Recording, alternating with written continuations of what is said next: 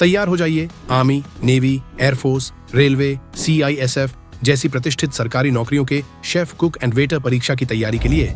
हर episode में मिलेगा comprehensive study material और सभी की टॉपिक्स कवर हिंदी और इंग्लिश दोनों में। सब्सक्राइब करें और वीडियो पूरा देखें। हॉस्पिटल प्रोफेशनल्स एंड स्टूडेंट्स, सो मैं Shreyas karate talent manager of IHM Gurukul. यहाँ पे हम डिटेल में कवर करेंगे 10 MCQs, जहाँ पर हम आपका सिलेबस के अकॉर्डिंग हम प्रोसीड करेंगे आगे, जिससे आपको हर एक क्वेश्चन में हिंदी एक्सप्लेनेशन आपको मिलेगा, जिससे आपको मैक्सिमम क्लैरिटी आएंगी एंड आप कैसे प्रिपेयर कर सकते हो आप जीसू के लिए। तो आप वहाँ पे आपका स्ट्रक्चर प्रिपरेशन रहेगा। एंड यहाँ पे टॉपिक ले रहे हैं कि tin anhydrated food stuff, dehydrated food stuff, तो डिब्बा बंद और निर्जलित भोजन सामग्री। सबसे पहला क्वेश्चन यहाँ पे रहता है कि कैनिंग में खाद्य संरक्षण दीर्घकालिक शेल्फ स्थिरता सुनिश्चित करने के पीछे प्राथमिक सिद्धांत क्या है। सबसे पहला ऑप्शन है समस्त जल सामग्री को हटाना, नमक या चीनी की उच्च सांद्रता मिलाना, गर्मी और हवा के बहिष्कार से सूक्ष्म जीवों को विनाशों का विनाश, भोजन को गामा विकिरण के संपर्क में लाना। तो यहाँ पे करेक्ट ऑप्शन है सी ऑप्शन है कि गर्मी और हवा के बहिष्कार से सूक्ष्म जीवों को विनाश।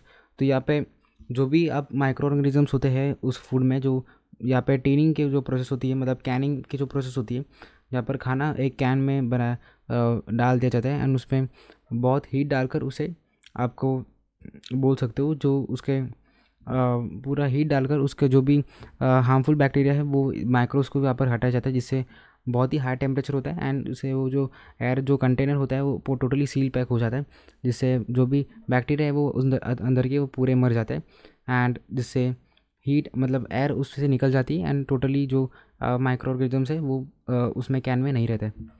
नेक्स्ट क्वेश्चन है यहाँ पर कि डिब्बाबंदी प्रक्रिया में शामिल ताप उपचार के कारण किस प्रकार का विटामिन क्षरण के प्रति सबसे अधिक संवेदनशीलता होता है। तो यह पहला ऑप्शन है वसा में घुलनशील विटामिन ADE, पानी में घुलनशील विटामिन C-B कॉम्प्लेक्स, कैल्शियम और आयरन जैसे खनिज, या आहारीय फाइबर। तो यहाँ पे उन्होंने बोला गया कि विटामिन मतलब अगर कौन सा टाइप का विटामिन है जो डिग्रेडेशन से यहाँ पे बचाता है।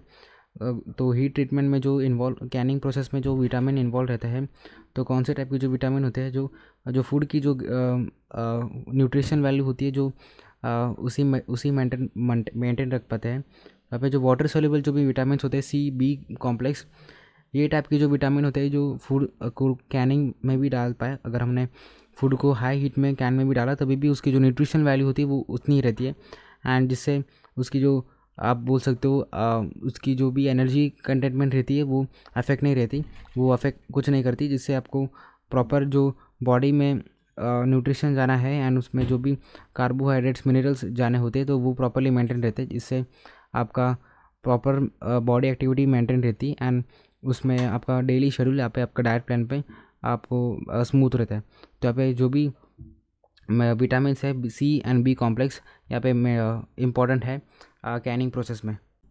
थर्ड क्वेश्चन है यहाँ पर कि अनुचित तरीके से संसाधित कम एसिड वाला डिब्बे बंद खाद्य पदार्थ जैसे सब्जियां या मांस बैक्टीरिया द्वारा दूषित होने का खतरा पैदा करते हैं। क्लोरीडियम बोटुलिनम इस जीवाणु को वृद्धि और विष उत्पादन के लिए किस गंभीर स्थिति की आवश्यकता होती है। पहला ऑप्शन है उच्च ऑक्सीजन वातावरण, कम pH अम्लीय वातावरण, तो अवायवीय कम ऑक्सीजन स्थितियाँ और कम अम्लता, pH 4.6, सूर्य के प्रकाश से संपर्क में आना। तो यहाँ पे अलग अलग यहाँ पे आपको ऑप्शन दिए गए, जैसे आपको मेन ऑप्शन आपको कंडीशन यहाँ पे समझनी है कि क्वेश्चन समझना है कि जो लो एसिड कैन फूड्स होते हैं, मतलब जिस कैन में एसिडिक कंडीशन बहुत ही कम होती है, मतलब जो pH लेवल आप कह सकते हो कि बिलो 7 होता है, जिससे आपका एसिडिक की मात्रा बहुत ही ज़्यादा होती है उसमें। तो कौन से कंडीशंस में जो बैक्टीरिया की ग्रोथ है जो प्रोड्यूस होती है यहाँ पर दिया गया है। तो एनारोबिक जो कंडीशन होती है जहाँ पर pH लेवल 4.6 के ज़्यादा होता है।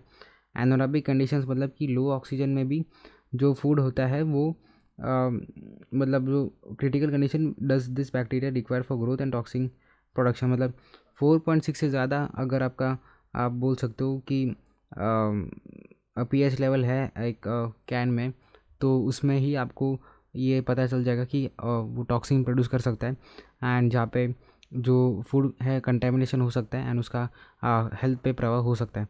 तो इसलिए 4.6 से ज़्यादा उसका अगर पीएच लेवल है किसी का आपके कैन फूड्स का, तो आप बोल सकते हो जो प्रॉपर फूड का जो अंदर के जो फूड कंपाउंड्स है, अगर उसका आप लिटमस पेपर पे अगर डाल के आप देख पाओ कि उसका पीएच लेवल कितना है एक्यूरेटली, किस कलर में वो टर्न हो रहा है, तो उसके अकॉर्डिंग आप देख सकते हो कि उसका पीएच लेवल क्या है। तो उस पर ही आपको समझ आएगा कि उसका टॉक्सिन लेवल कितना है एंड वो खा के आपका हेल्थ में कितना अफेक्ट होगा। फोर्थ क्वेश्चन यहाँ पे लेते कि निर्जलीकरण मुख्य रूप से सूक्ष्म जीवी वृद्धि के लिए महत्वपूर्ण किस कारक को कम करने भोजन को संरक्षित करता है। फर्स्ट ऑप्शन परिवेश का तापमान, जल गतिविधि, वसा की मात्रा, पीएच स्तर। तो यहाँ पे उन्होंने डिटेल में यहाँ पे दिया गया है कि डिहाइड्रेशन जब होता है फूड में, मतलब जहाँ पे पानी की जो मात्रा यहाँ पर कम की जाती है बहुत, एंड मतलब किस फैक्टर मतलब यहाँ पे बोल सकते हो कि कौन सा जो फैक्टर होता है जो माइक्रोबियल ग्रोथ को रिड्यूस करता है। मतलब जो डिहाइड्रेशन होता है जो फूड की जो शेल्फ लाइफ है वो बढ़ाता है, एंड किस माइक्रोबियल ग्रोथ को आप बोल सकते हो, मतलब कौन सी एक्टिविटी जहाँ पे की जाती है जिससे आपका जो माइक्रोबियल ग्रोथ है वो कम हो जाती है। तो वाटर एक्टिविटी यहाँ पे करेक्ट ऑप्शन है, मतलब सेकंड ऑप्शन है जल गतिविधि। तो जिससे आपको क्या होता है कि जो आप वाटर एक्टिविटी होती है जो उसके अराउंड जो सर्कुलेशन होती है आपके कैन फूड्स के अराउंड, तो यही होता है कि जब आप जितना वाटर लेवल होगा आपके फूड में, तो उतना ही आपको बोल सकते हो कि ऑक्सीजन लेवल की मात्रा कम होगी, एंड जिससे आपका जो फूड है ऑक्सीजन के कांटेक्ट में ना आके उसकी जो शेल्फ लाइफ है पूरी बढ़ सकती है, एंड आपका जो भी केमिकल्स है एंड जो भी कंपाउंड्स है उस फूड के अंदर वो प्रॉपरली मेंटेन हो सकते हैं, एंड जिससे आपका ओवरऑल शेल्फ लाइफ होती है वो बढ़ जाती है। एंड आप बोल सकते हो कि जो माइक्रोबियल जो ग्रोथ होती है उसमें वो आप पानी में आप वो नाप सकते हो, जिससे आपका बैक्टीरिया एंड ईस्ट की एंड जो मोल्ड्स की जो आप बोल सकते हो जो ग्रोथ होती है वो पूरी तरीके से कम हो जाती है। फिफ्थ क्वेश्चन यहाँ पे है कि किस निर्जलीकरण तकनीक में भोजन को जमाना और फिर निर्वात के तहत पानी को बर्फ़ के वाष्प पे रूप के निकाला भोजन को बनावट और पोषक तत्व को सर्वोत्तम रूप से संरक्षण करना शामिल है। पहला ऑप्शन है धूप में सुखाना, सुरंग सुखाने, हवा सुखाने, फ्रीज सुखाने, एंड फोर्थ ऑप्शन है आस्माटिक निर्जलीकरण। तो यहाँ पे उन्होंने दिया गया है कि डिहाइड्रेशन टेक्निक होता है, मतलब जो आप बोल सकते हो कि फूड को पूरा फ्रीज़ किया जाता है एंड उसमें से वाटर कंटेंट है वो आइस के फॉर्म में यहाँ पर दिखाया जाता है, मतलब पूरा वो मतलब ठंडी हवा आइस वेपर बोल सकते हो। तो उसमें मतलब वैक्यूम कंडीशंस वहाँ पे होती है। वैक्यूम कंडीशंस मतलब कि जहाँ पे आप बोल सकते हो कोई हवा नहीं, एंड दोनों टेम्परेचर वहाँ पे सेम होती है, मतलब ऑर्डिनरी टेम्परेचर होता है। आपका जो आइस मतलब जो वाटर है वो आइस वेपर में बदलता है, जिससे फूड का टेक्सचर है प्रॉपर्ली मेंटेन रहता है, जो न्यूट्रिएंट वैल्यू होती न्यूट्रिएंट जो प्रोफाइल होती है उसकी प्रॉपर्ली मेंटेन हो जाती है। जहाँ पे उन्होंने पूछा कि कौन सी डिहाइड्रेशन टेक्निक है जहाँ पे यूज़ हो जाती है, तो फ्रीज ड्राइंग यहाँ पे उसको प्रोसेस का नाम है। लायोफिलाइजेशन यहाँ पे आप नोट डाउन कर सकते हो। तो जैसे यहाँ पर आपको कह सकते हो कि फ्रीज ड्राइंग मतलब यहाँ पे अलग अलग है। सन ड्राइंग प्रोसेस मतलब पहला ऑप्शन है खनिज, मतलब कि जो सूर्य में आपका मतलब पानी निकाला जाएगा सूर्य की किरणें से। सेकंड ऑप्शन में मतलब टनल ड्राइंग ऑप्शन है, मतलब आपको जो एक बड़ा बोल सकते हो ये टाइप का फ्लैट सरफेस रहता है जो टनल में गुजरता है, एंड टनल में जो भी कंडीशंस होते हैं, मतलब जो रेस या आप बोल सकते हो जो प्रोसेस होती है जो वाटर को निकाल देती है एयर में। एंड जो तीसरा ऑप्शन हम करेक्ट ऑप्शन है यहाँ पे फ्रीज ड्राइंग का, जहाँ पर आपको पूरा जो फूड है वो प्रॉपर्ली फ्रीज़ किया जाता है जिससे वो वेपर में बदले, एंड जिससे जो उसका शेल्फ लाइफ है वो प्रॉपर्ली बढ़ पाए। हम बोल सकते हो कि यहाँ पर सिक्स अगर आई थिंक हमने फिफ्थ क्वेश्चन लिया, ये फिफ्थ क्वेश्चन था हमने नीचे रिसेंटली कवर किया है। तो सिक्स क्वेश्चन देखते हैं। तो जबकि निर्जलीकरण वजन के सापेक्ष अधिकांश पोषक तत्व को केंद्रित करता है जो कभी कभी विशिष्ट पोषक वर्ग हो सकता है, आंशिक रूप से खोया कुछ सुखाने से के तरीकों फ्रिज सुखानों को छोड़कर के दौरान ऑक्सीजनकरण या गर्मी के कारण। तो यहाँ पे उन्होंने बताया गया है कि डिहाइड्रेशन जो न्यूट्रिएंट्स में जो आप बोल सकते हो जो फोकस्ड होती है, तो मतलब कौन से टाइप के जो न्यूट्रिएंट्स हैं जो हम यहाँ पे डिहाइड्रेशन में वो घूम जाते हैं, तो मतलब एलिमिनेट हो जाते हैं पूरे। तो यहाँ पे विटामिन ए एंड सी, यहाँ पे जो विटामिन है जो यहाँ पर विलुप्त मतलब बोल सकते हो कि वो निकल जाते हैं आपके खाने से, जिससे जिससे आपका जो विटामिन ए एंड सी में आपका जो भी इम्यूनिटी जो भी मिनरल्स होते हैं वो निकल जाते हैं, जिससे आपका खाने की जो न्यूट्रिशनल वैल्यू है तो एटलीस्ट 20 to 30% यहाँ पे कम हो जाती है। इसलिए आप बोल सकते हो कि आपकी प्रोटीन की मात्रा वैसी ही रहती है, मिनरल्स की मात्रा वैसी रहती है, बस विटामिन की मात्रा यहाँ पे थोड़ी घट जाती है। 7th क्वेश्चन है यहाँ पर कि निर्जलित खाद्य पदार्थों का प्राथमिक लाभ क्या है, विशेष रूप से बैकपैकिंग या आपातकालीन तैयारियों जैसे गतिविधियों के लिए। तो यहाँ पे पहला ऑप्शन है ताज़े भोजन की तुलना से बेहतर स्वाद। सेकंड, वजन और आयतन में उल्लेखनीय कमी। थर्ड है कि जल योजन के लिए उच्च जल सामग्री। फोर्थ, उपभोग से पहले पुनर्जीकरण की आवश्यकता नहीं है। तो यहाँ पे मतलब डिहाइड्रेटेड जो फूड्स होते हैं, मतलब जहाँ पे पानी की जो मात्रा होती है बहुत ही कम होती है, तो इसका अगर कंज्यूम करें अगर मतलब इन जो फूड्स को अगर कंज्यूम करें जब हम इमरजेंसी सिचुएशन होती है, तो उसका एक प्राइमरी बेनिफिट क्या होता है, यहाँ पे प्राइमरी बेनिफिट यही होता है कि जो आप बोल सकते हो जो वेट होता है पूरा आपका खाने का वो कम होता है, एंड वॉल्यूम भी है आपका जो कम होता है, जिससे आपको ज़्यादातर आप जो सॉलिड खाना है आप ले सकते हो, एंड आपका जो जो भी सोल्यूबल जो वाटर सोल्यूबल जो खाना है आपको मतलब ज़्यादा से ज़्यादा आप समझो कि एक डिब्बे में अगर आपका ग्रेवी अगर आपकी ज़्यादा है बहुत, तो आप जो भी जो सॉलिड फूड है आप नहीं कम मात्रा में ले सकते हो। तो उसके लिए आपको ज़्यादा बड़ा कंटेनर लेना पड़ेगा, जिससे आपका वेट ज़्यादा होता हो। अगर हमने पानी निकाल दिया और प्रॉपर अगर सूखी सब्जी अगर हम ले रहे हैं पूरा, तो उससे ज़्यादा प्रोटीन भी आएगा एंड उससे उसका प्रॉपर कंटेंट भी हम यहाँ पर ज़्यादा कर सकते हैं।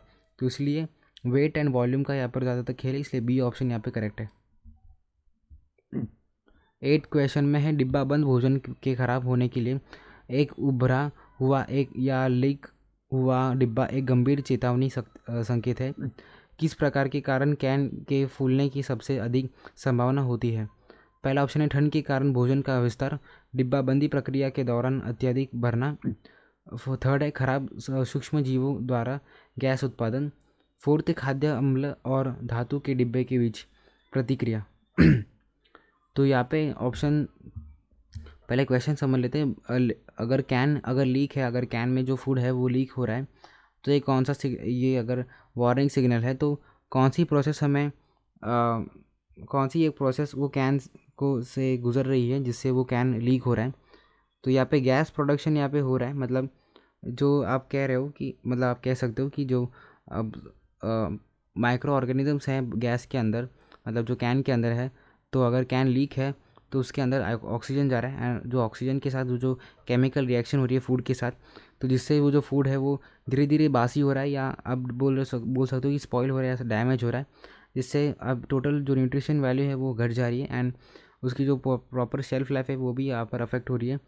एंड इससे के कारण आप बोल सकते हो जो भी केमिकल्स होती है CO2 एंड H2 यहाँ पे आप उत्पत्ति करती है, एंड इसका पूरा वो आप बोल सकते हो पूरा इफेक्ट वहाँ पर कैन पे होता है, मतलब कैन फूल जाता है, या आप बोल सकते हो कैन की जो साइज़ होती है वो थोड़ी आप चेंज होती है। यहाँ पर आप देख सकते हो कभी भी अगर कोई भी आप फूड पैकेट ले रहे हो तो वो कैन कहीं से दबा हुआ हो, तो आप देख सकते हो कि एक साइड से वो टूटा हुआ है या लीक हुआ होगा, या जिससे उसमें अंदर गैस जा रही है। तो गैस प्रोडक्शन मतलब सी ऑप्शन है, खराब सूक्ष्म जीवन द्वारा गैस उत्पादन। नेक्स्ट क्वेश्चन है कि उपभोग से पहले निर्जलित खाद्य उत्पादों में पानी बहाल करने की प्रक्रिया को क्या कहा जाता है? पहला ऑप्शन है पाशुचीकरण, बैल्चिंग, पुनर्जलीकरण या पुनर्गठन, ऊर्ध्वपातन।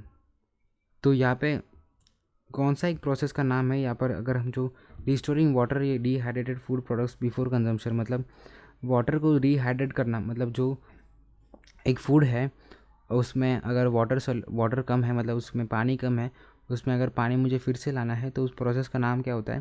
तो यहाँ पे रीहाइड्रेशन उस प्रोसेस का नाम होता है, जिससे जो आप बोल सकते हो जो सॉलिड खाना होता है वो थोड़ा एटलीस्ट सूखा से अच्छा आप बोल सकते हो थोड़ा वाटर आता है, मतलब जो पानी की मात्रा कम हो जाती है, जिससे उसमें आप बोल सकते हो ऑक्सीजन की मात्रा बढ़ जाती है एंड इसका आपका न्यूट्रिशन अब थोड़ा और बढ़ जाता है उसमें, जिससे आपको बोल सकते हो कि जो उसमें आपका पेट और भरेगा, जिससे आपका ओवरऑल न्यूट्रिशन आपकी जो इंग्रेडिएंट की जो वैल्यू होती है वो यहाँ पे बढ़ जाएगी एंड इसका ओवरऑल उसका वेट जो खाने का है वो भी बढ़ सकता है, जिससे आपका वॉल्यूम और कंटेंट दोनों यहाँ पे बढ़ेगा।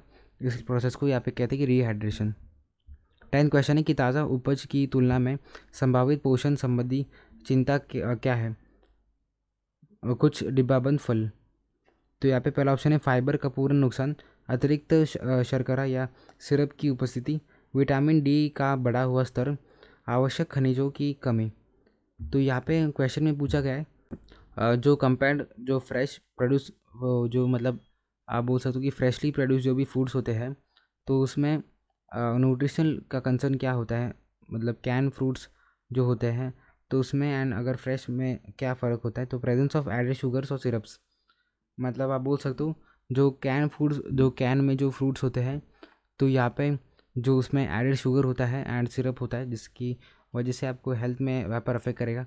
समझो आपका फ़ैट कंटेंट उसमें ज़्यादा होगा एंड आपके जो फैटी एसिड से यहाँ पे बढ़ सकते हैं, तो इसलिए एडेड शुगर एंड सिरप यहाँ पे ज़्यादा होता है। तो कंपैरिजन में देखा जाए तो यहाँ पे जो नेचुरली जो फ्रूट्स होते हैं एंड जो कैन फ्रूट्स होते हैं तो उसमें यही मेन डिफरेंस होता है, जो एडेड शुगर और सिरप।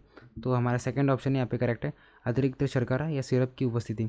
तो ये हो गया कि पूरे 10 क्वेश्चन डिटेल में। आपको जो भी कुछ डाउट है क्वेश्चन में या हमने कोई भी क्वेश्चन कवर नहीं किया, आप हमें कमेंट सेक्शन में डाल सकते हो, जिससे हम आपका जो पूरा डाउट है आप सॉल्व कर सकते हैं। इसके अलावा जो भी आपकी कुछ अलग क्वेरीज हो आपके प्रोफेशनल सर्विसेज की, जैसे रिज्यूम बनाना या आपको पासपोर्ट रिन्यू करना है या कुछ भी अलग टाइप के काउंसलिंग के रिलेटेड जो भी आपको कुछ क्वेरी है, हमें डायरेक्टली आप अप्रोच कर सकते हो। हमारे व्हाट्सएप नंबर पर नीचे डिस्क्रिप्शन में दिया है एंड IHM गुरुकुल के एप्लीकेशन पर।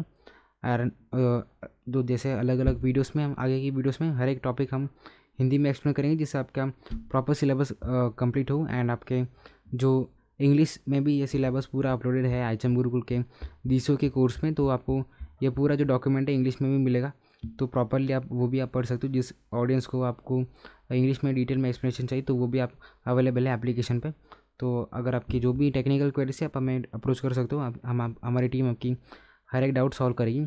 I wish you all the best and prepare well for the GCU exam. Thank you.